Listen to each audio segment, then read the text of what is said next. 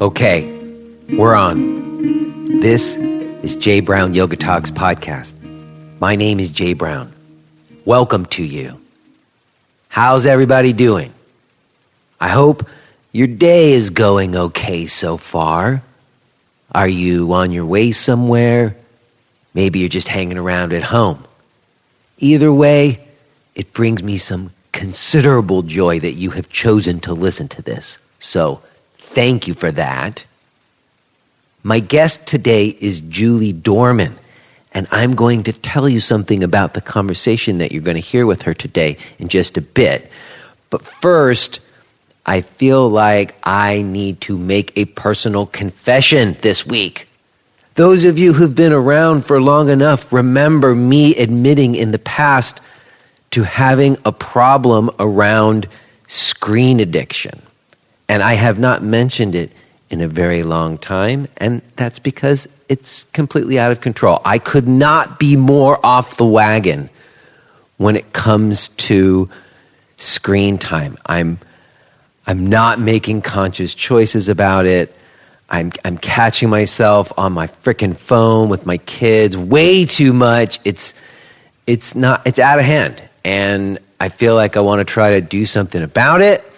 I was listening to my friend Douglas Rushkoff from the Team Human podcast, and he had someone on. They were talking about initiating a tech Shabbat so that you have one day a week where you're not on screens. And I think I'm going to try it. I think I'm going to start next week trying to have one day a week where I wake up and then I go to sleep without looking at a screen. I'm reserving the right to kind of leave the phone on for like emergency phone calls, but I'm not checking email and I'm not going to be on the screens just surfing around and doing shit. And it feels like a crazy idea. It feels crazy. And I'm going to try to have my whole family do it. My wife's on board. My kids are like a little bit whatever, but that doesn't matter. I want to try to do it as like a household thing to see if I can initiate some amount of discipline in the matter. And I can't be the only one. I'm not the only one who's crazy addicted to these frickin' screens. So I just needed to say that out loud. I want to try to make that happen for myself. And when I say it out loud here, then I feel like it helps me. It's like a tool, to make me actually do the thing that I say I want to do. And you know what else? And I don't know why I'm doing this. You see, this is the result of too much screen time. The other day, I actually made a comment on a Facebook post, which was crazy. I rarely going on so much, but I still go on to look because I don't want to miss articles or people post blog posts about yoga stuff. There's a few circles in the yoga world that only exist on Facebook, unfortunately. So I go on to check, and, honestly, a friend of mine, someone I really like, made a post about Bernie Sanders, about how he should drop out of the race because he's too old and he had a heart attack. And it upset me because I'm a Bernie Sanders supporter, and I'm putting that out there. I'm just going to say it. I'm a Bernie Sanders supporter. I don't think any of the other candidates are going to do right by us. Even Elizabeth, I think she's going to hedge on Medicare for all and a whole bunch of other crap. And I think that Bernie's the only one who's really, really standing for the people. And that's what I feel like. And maybe I just pissed off a whole bunch of you. That's fine. You can totally disagree with me. And I don't care that he just had a heart attack, honestly. It doesn't even matter to me. I don't care.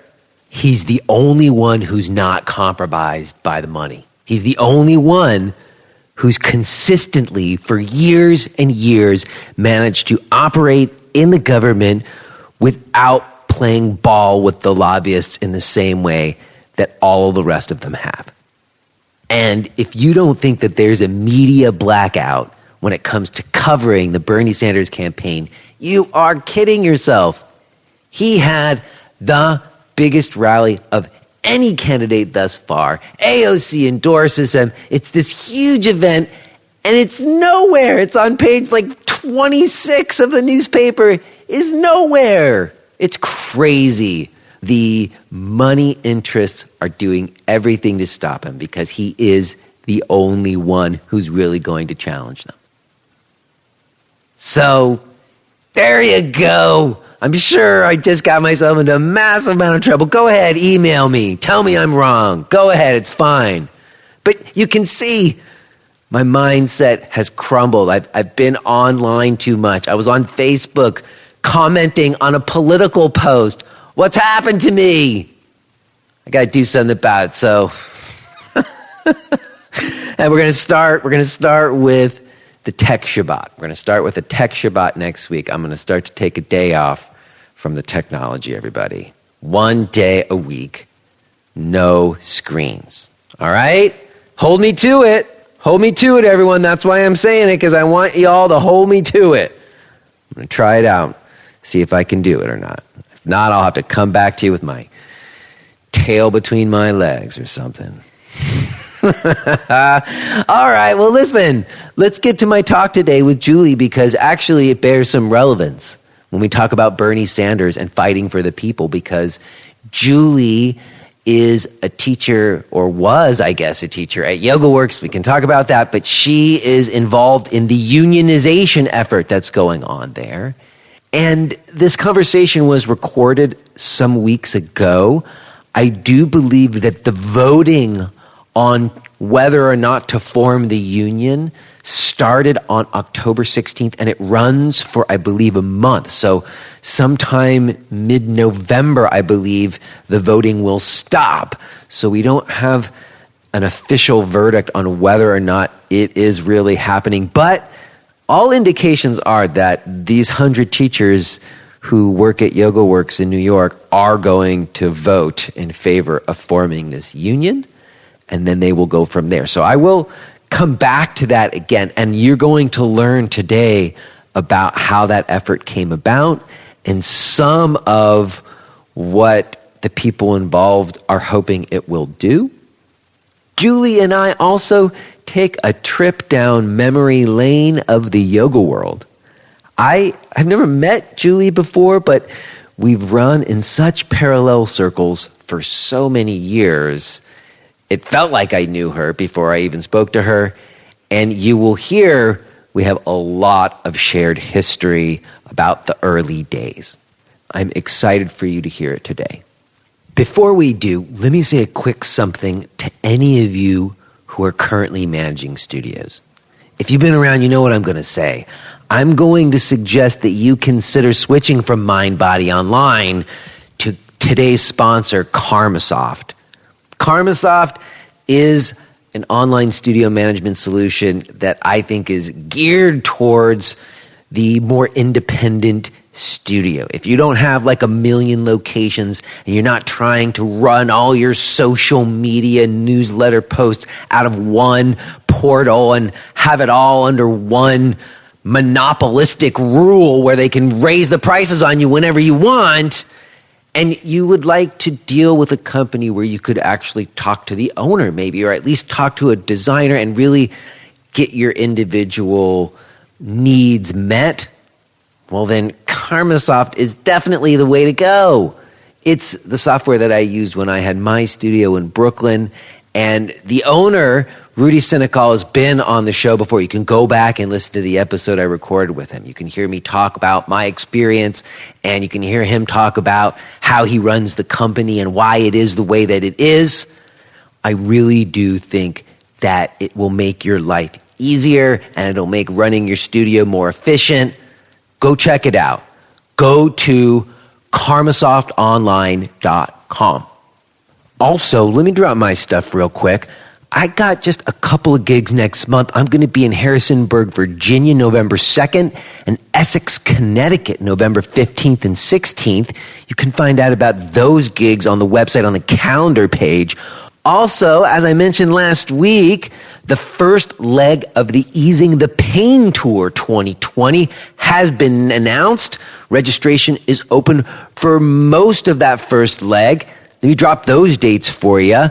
London, England, January 11th and 12th. Vienna, Austria, January 15th and 16th. Berlin, Germany, January 17th and 18th. Las Cruces, New Mexico, February 8th and 9th. Austin, Texas, April 11th and 12th. Australia, Sydney, Melbourne, and I think Brisbane, May 2nd through 10th. Registration is not open for that, but it will be shortly. Madison, Wisconsin, May 30th, 31st. And Gulf, Ontario, Canada, June 13th and 14th. You can register for those dates and look to find the new ones that will be coming at jbrownyoga.com/tour. That's jbrownyoga.com/tour. All right, y'all. I think that's good. I am going to touch base with you on the other side, tell you about who's coming on next week and whatnot. But for now, let's do it. Let's go ahead and listen to this conversation that I had with Julie Dohrman.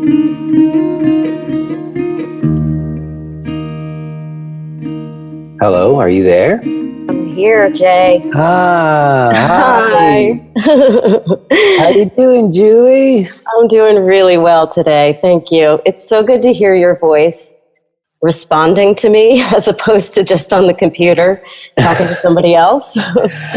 Yeah, I know what you mean. I love this. One of my favorite things about this medium, this show, is it gives me an excuse to have conversations with people.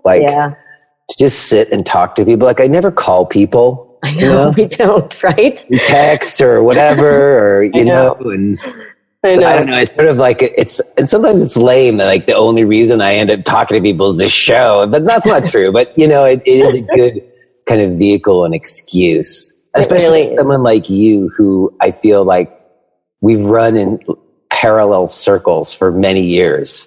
For sure. I was thinking, I don't believe we ever actually met. Not really.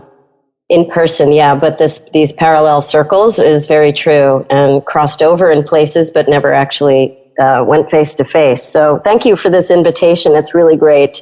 It feels like it's all very good timing to start to bring some things out. Yeah. Well, we'll get to all that. Sure. You know what I was thinking just now is it reminds me of when I lived in New York, how there was a time where I would always, walk the same routes every day. Yeah. And you would see people. Yeah. And they would be walking their routes and you'd pass them at the same time every day. Right. And you sort of come to know them that way. You sort of say hi to them at some point, even though you never really knew them. Yeah. That's sort of how I feel about you in a way. And you know what, actually, I remember very specifically why you were always in my brain is when I first opened my place in Williamsburg in 2007. Mm-hmm.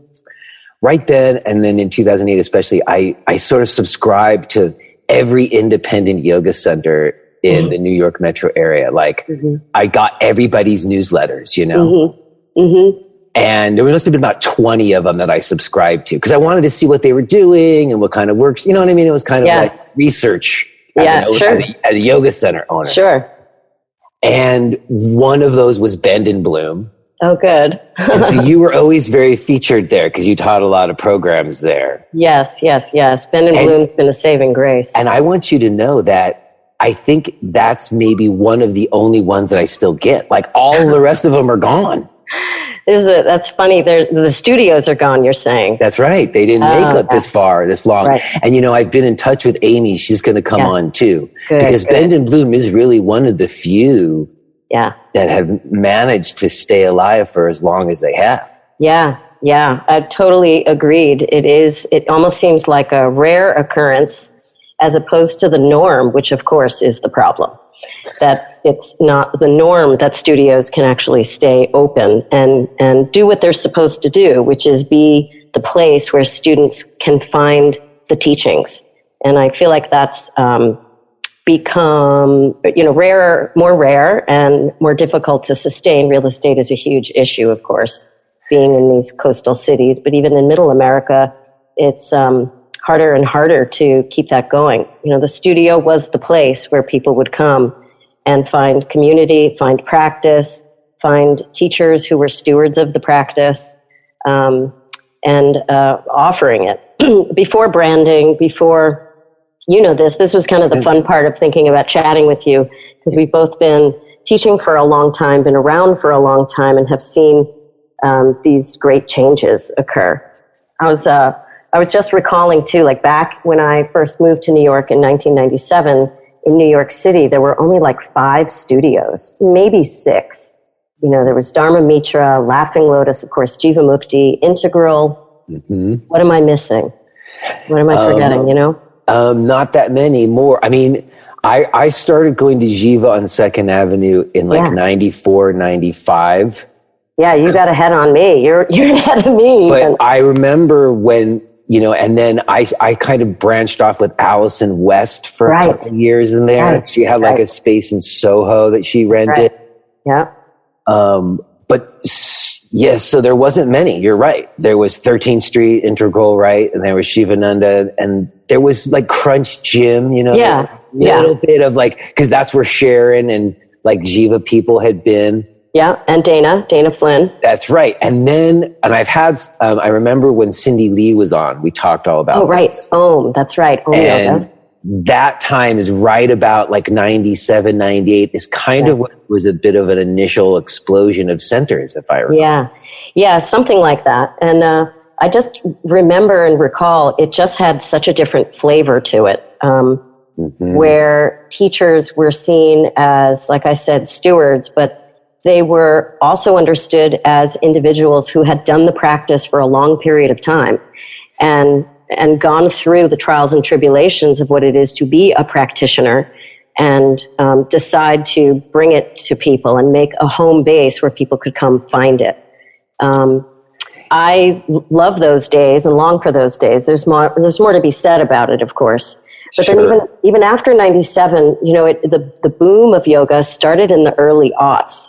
And then, of course, it exploded like 2006, 7, 8, 9. Mm-hmm. That was the explosion. And that was, the heart of my experience then in Anusara and stuff. Well, wait a second. Let's go back. So you said you landed in New York in 97? Yeah, I landed in New York in 97. I had my past life, what I sometimes call my past life, but my parallel universe life, was that I worked in retail.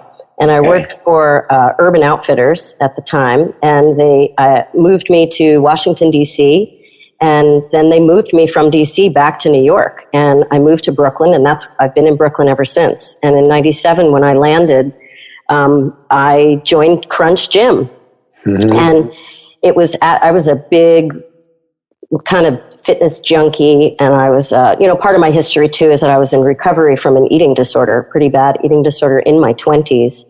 And I was becoming more normal in my exercise routine, just becoming, creating what I'm calling a healthy relationship to exercise again. And then I discovered yoga. I had a boyfriend in 97 who brought me to my first yoga class. It was a Kundalini yoga class. Oh, yeah. Do you remember Leah Kramer? I remember the name. I don't know if I was ever in her class. I didn't really love, this was, she rented out a space that was right next to Crunch Gym.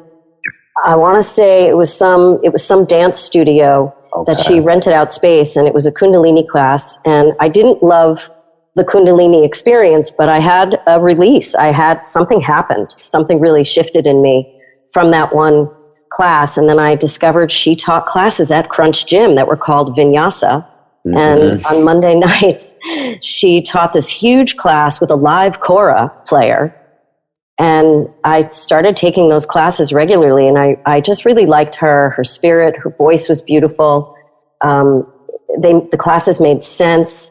She was little, I'm little, petite, I just related to her. And then it was there at Crunch that I started taking classes with all the other teachers, which were largely, it felt like Laughing Lotus influence. Barbara Verocci taught there too, and Amy Ippoliti. And that's where I met Amy Ippoliti. And I ended up, just being a regular at these classes, and I let go of the gym stuff and mostly was just doing yoga then, and decided to do teacher training in 2001, just before 9/11.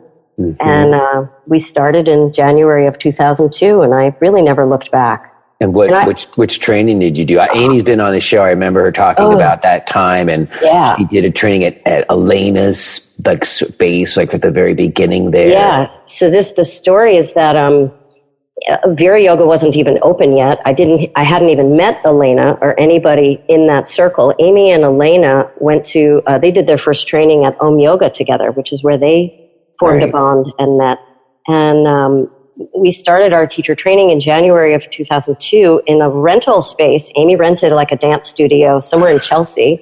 And it was that first weekend we also met Douglas Brooks and Elena. And she came in and she held up the keys and was like, we have a home and it's going to be called Vera Yoga. And I think it needed another couple of weeks to just be finished and get the props in and such. But then we ended up moving our teacher training into the 11th floor at 580 Broadway. So you were in that training because she talked about when they did that. So you were one of the people in that training. Yeah, as was, and I know you had Susanna Harwood Rubin on your show. Yes. I was with Susanna and some other really amazing people who are still teaching. It was a really incredible training. We had 26 people and a lot of philosophy. You know, we met Douglas Brooks right away. And I knew nothing from nothing. That was kind of the funny thing for me, is that I loved Amy and her approach, and I did love Anusara, and I was learning more and more about it as we went into it. And we all started teaching right away pretty much at Vera Yoga. Well, you know, I'm thinking back to that time and a little bit how like those crunch gym classes, I never actually took a class there. Mm-hmm. I just went to Jiva to start, but it seemed to me that those were some of the first classes that were at a gym. Yeah. But they still had a lot of the remnants. Like when you talk about how it was back then, and when I think back to that time, because, and I'm going to say this, that there was no real established path to becoming a teacher so much. True. Because there was no formalized teacher trainings according to ours as we know them now. I don't remember when Yoga Alliance actually formed. It was actually in 97 because I took Allison's first training in 97, and she decided to do it right after Yoga Alliance kind of announced the 200-hour standards. Oh, so interesting. And I was parallel to that in Anusara, because Anusara had its own credentialing system. Right. I remember it. It was quite rigorous.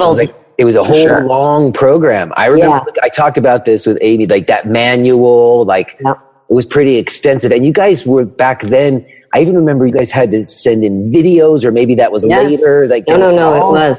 There was kind of a rigorous process, much more rigorous than other schools, although there was Iyengar, which was sort of a gold standard as well. Yes, and it was modeled off of Iyengar, because John Friend was an Iyengar teacher. So, you know, you do what you know on some level, and that's what he knew. So he modeled the whole Anusara curriculum based on the system of Iyengar. Not entirely, but the idea of going through a junior level and then going to a senior level, and the junior level was, what was it called first? Inspired? Yeah, no, Anusara Inspired. That was like junior level. And then you became authorized or certified. Yes, certified, yeah. And the both processes did involve, you know, a senior teacher, a certified teacher reviewing your class, and that often involved a video, which was harrowing for me. I hate being videotaped and recorded. It was very challenging. And now it's like a common occurrence these days. We just do it on our phones. Yeah, that's right. Back then it was like a whole big production you had to figure out, I bet. Oh, no, and you get your own tripod. Had to use the VHS cameras or whatever the hell we were using back then. That's exactly it. And it was on disc. I actually cleaned out my bookshelf recently of all my notebooks, and I found my certification class, which I am not going to watch, but it's on CD, it's on a disc. You don't even have a disc player. We don't even have disc players to play it. It's hilarious. So wow. Well, you know what I'm thinking though, because I didn't open my place until 2007, but even at that time, what I noticed is, because after I let go of it 2 years ago, 10 years later, there was a huge shift, and what I always think is that at that time when you did your training and I did my training, the people in that training and just people going to yoga classes in general, none of us were thinking of it as like a fitness thing. I don't know about you, but like it was always like there would always be, I say it this way, if there was 10 people in class, there was maybe 3 people there who just wanted to work out. Yeah. And 7 people who thought of yoga as something more than just a workout. I actually 10 years later, it was reversed. Yeah. Where it's like 7 people are there to work out and 3 of them are maybe interested in something more. Right. I totally agree. And in fact, I kind of think the numbers are a little even less. Yeah. No. Yeah, a little less. There were even fewer people interested in yoga as a fitness regime because it hadn't entered the mainstream consciousness as something you do for fitness. It was always and originally understood in its pure form, right? As a practice, as a path. It had a counterculture. It was like counterculture. It wasn't like mainstream fitness. It was like mystic and like we were exploring Eastern philosophy. You know? Yeah, and different ways of being and feeling in yourself, and also the pathway toward creating a very, sustainable personal growth. That is, for me at least, that's what yoga really became. It partnered with therapy. It partnered with other ways of, being mindful in my life. It was like, on the mat, I get a completely different relationship to myself because I'm moving my body. I'm actually using my body as the vehicle for this opening to occur. We're sitting, talk therapy, I still do, and I love talk therapy, but it's just different. It's the mind and the emotions, and it's in a way separate from the body. But yoga gives you this chance to feel into your body. It's somatic. It's a completely different experience. And then partnered with studying the teachings of yoga, it gives you what one of my teachers calls the theory of the practice that you can then mirror back to the practice of the practice and be like, this happened to me in practice. What do the texts or the teachings say about this? And so that's been my depth of it from the beginning, and that's always been how I've understood it. So now that it's like this fitness program where you put in your push-ups as chaturanga, it makes me crazy. Truth be told. I know, we're like the old fogies who are like, I had to walk through the snow when I was a kid. But no, really, I relate to what you're saying because we both, like I said, we came into it at a different time, and it still had that flavor, that sort of 60s hippie mystical flavor. Yeah. And also, it was a very exciting time in New York at that time. I mean, that particular period of time in New York, it was just, I don't know, it was very exciting going to those classes and those centers. Yeah. And just the space was still cheap. Like I had an apartment for like $485 a month on the Lower East Side. So you could live there. Yeah. And then there was all these people just opening up places. Like you were saying, there's renting spaces. I'm kind of doing, that's kind of what I'm doing now, actually. Yeah, which just I totally admire. Just rent your own spaces because that's what people were doing, and they were just popping up everywhere. Like I've been in touch with Jody Rifty, remember her? Yeah, He had a place that popped up. It was 18 years ago. I can't believe it. But but everybody was opening up these independent places. I think I was teaching at like 5 or 6 different places at a time sometimes. So like great. 1 or 2 classes at the same time. And I knew all the owners. You know what I mean? Yeah. I knew the person whose name was on my check. And it felt like very supportive. Like, I was given room to grow as a teacher, and there wasn't the same pressure on numbers, Yeah, truth be told. And also, I mean, if you just look at the cost of living, just rents also hadn't skyrocketed yet.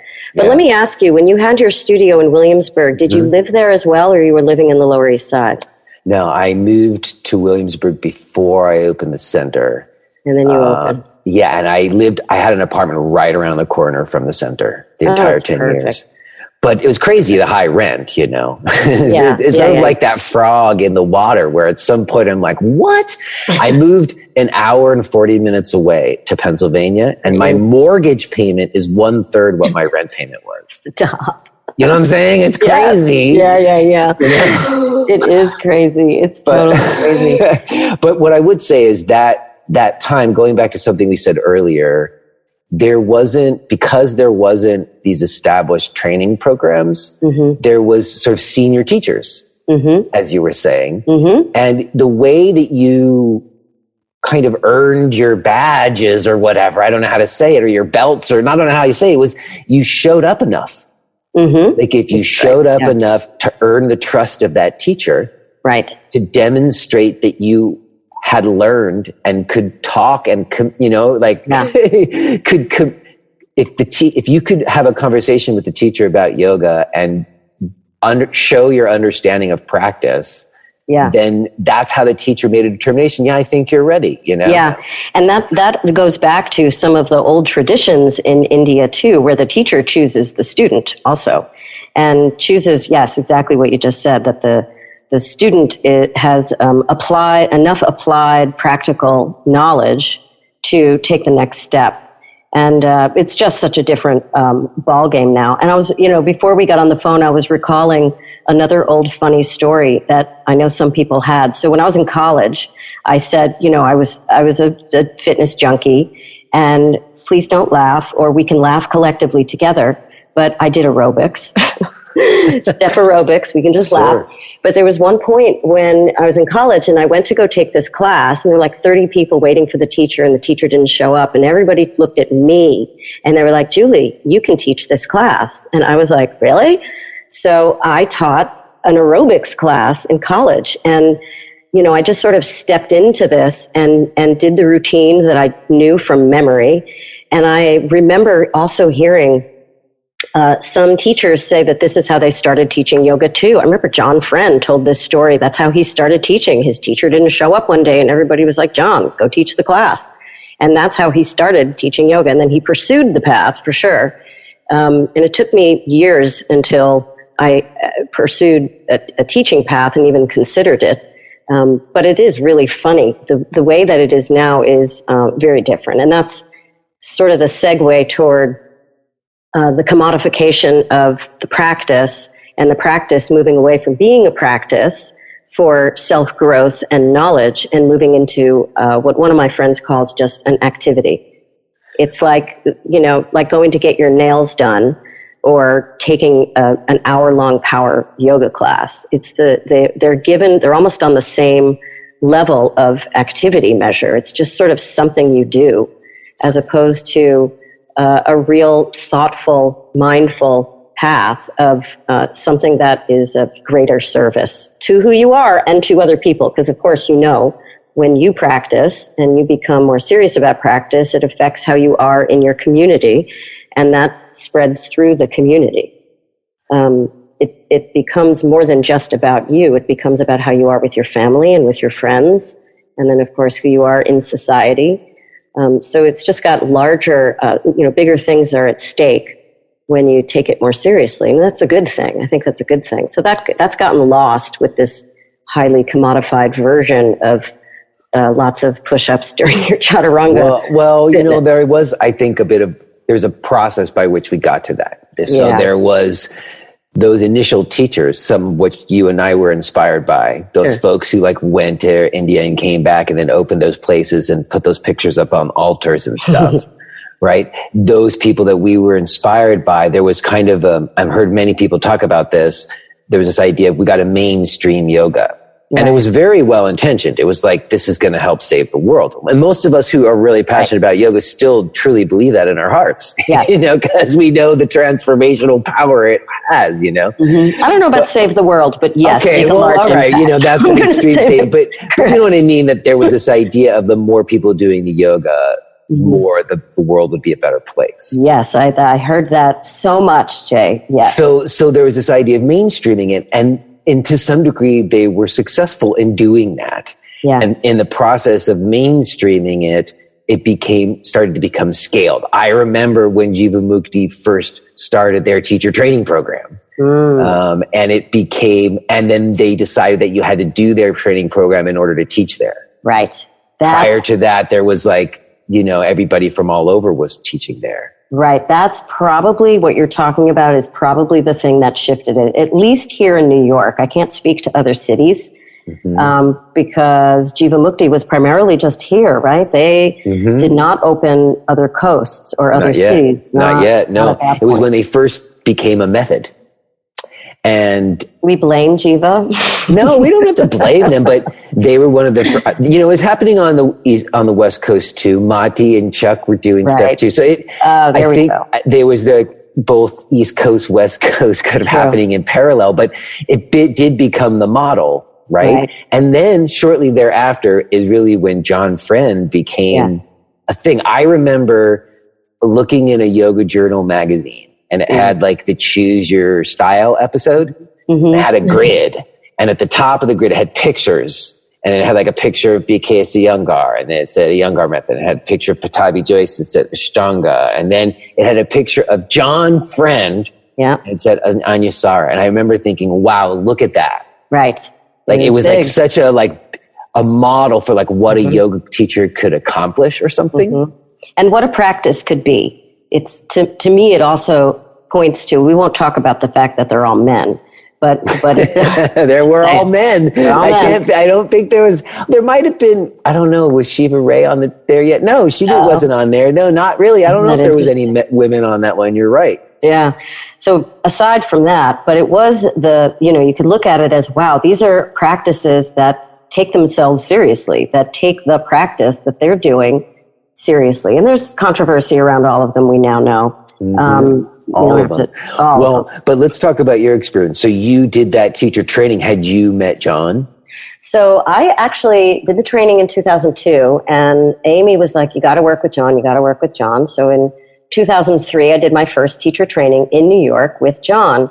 And it was a great experience. Amy was my mentor, and I worked with her very closely for all the years that I remained in the method. And I followed her around. She had me assist her very often. So the following teacher training she did the following year, I was the assistant. I assisted the immersions. I assisted her retreats. So I was very fortunate because I got firsthand mentorship from a fantastic teacher. Amy is just a fantastic instructor and a smart mind. And so I felt very, very fortunate. And of course, we became friends and allies. And so I did my first training with John in 2003. And then I was just, knee deep in it. In 2003, I became junior level. So it was called affiliated or whatever it was called. And then I was on the path. I didn't look back. I had a part-time retail job, and I was teaching yoga part-time by the way, at Crunch. So I started teaching at Crunch right after I finished my... And do you remember how you got that gig? How did you get the gig at Crunch? God. Luck.